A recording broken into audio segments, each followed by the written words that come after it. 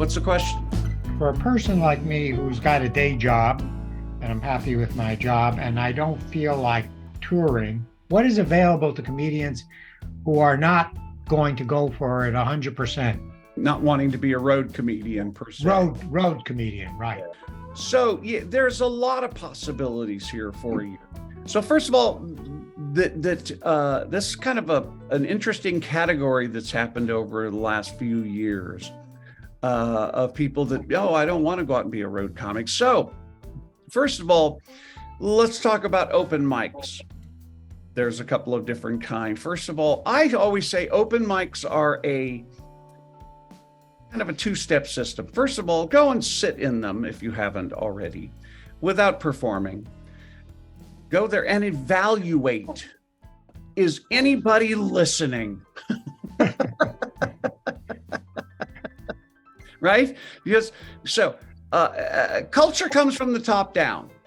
Okay, so if you got somebody good running the open mic, or it's a paid open mic, and they care, then they're going to have people sit and say, "Hey, listen." And there are the ones out there. You have to go and find them. So if people are listening, truly listening, and the person says, "Stop working on your material. If you want an audience, be an audience." Find one of those. And if they're doing that, then try doing your material and getting a read on your material. You need to go through that. You need to go out there and get somebody get some feedback from an audience to know what jokes are working, which jokes are not working. There is no substitute for stage time. It's part of learning who you are, learning how to deal with the audience, et cetera, finding out and following the laughs. You follow the laughs. That's the first thing. If they aren't listening, do not do your material because it's very discouraging. What I find that I used to go through when I was doing it, if I was good enough, I could make them listen. And you know what? That's right. But you're not. You're a beginner.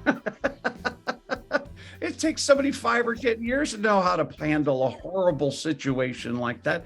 So if they're not listening, then make the decision to do your material, and you can still do something else. Do something for you because you put in the time and showed up.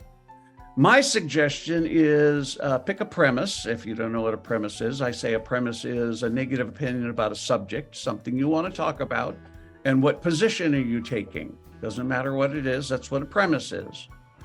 Okay, then you have a negative opinion about something, and you get up and you just rant.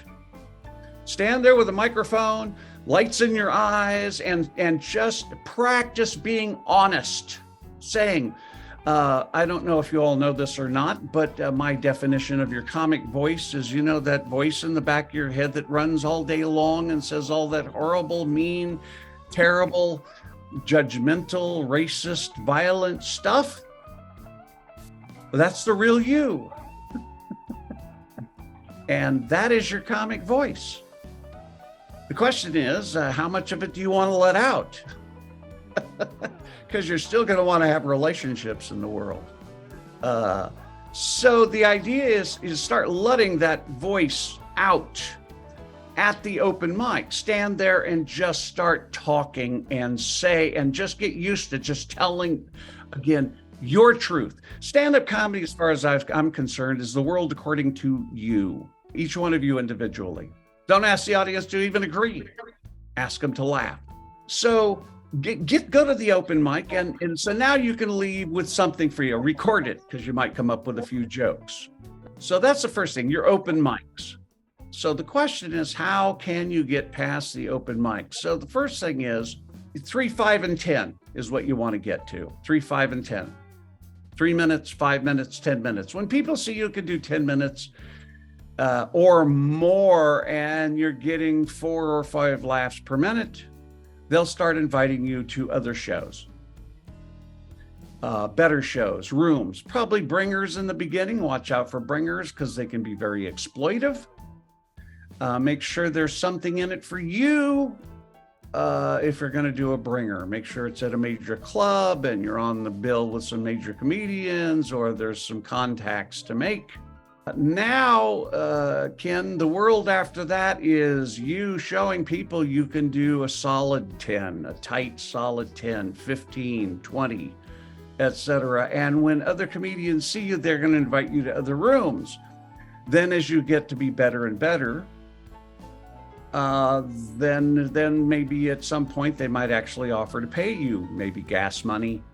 At first, that's always nice, and then a few bucks, but that's what you can look for, maybe some corporate events or like Kiwanis clubs and things like that. So as far as selling your jokes, then what you need to do is haunt the clubs and get to know the comedians and find the ones that are open to the professionals that are open to people pitching them jokes or giving them a page of 10. I mean, when I first moved to LA, I went to Comedy Store, met Jimmy Walker and his manager, and I used to, pitch jokes to him because he was open to it.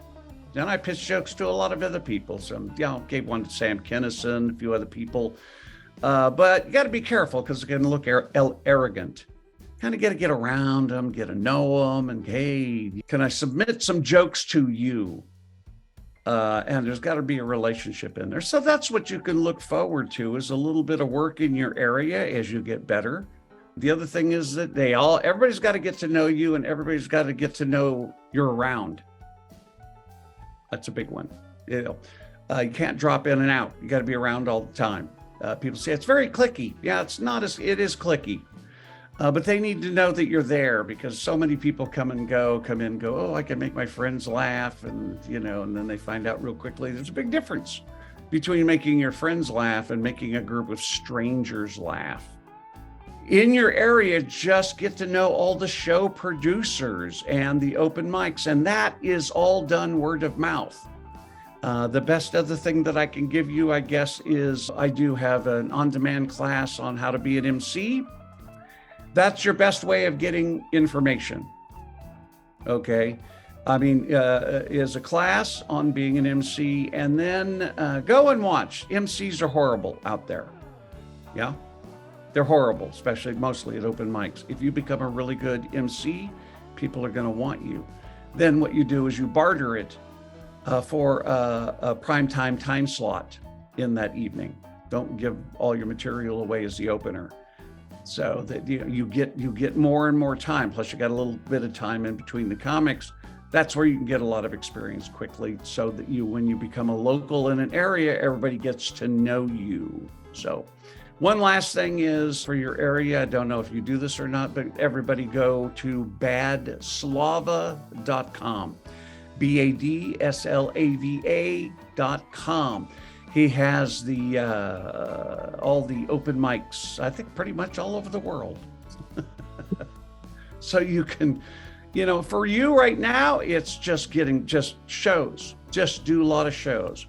There's a lot of people that don't want to be, road comics, but they want to get it. They want to do comedy. It's just a great thing to do. If you're out there making people laugh, you're doing something noble.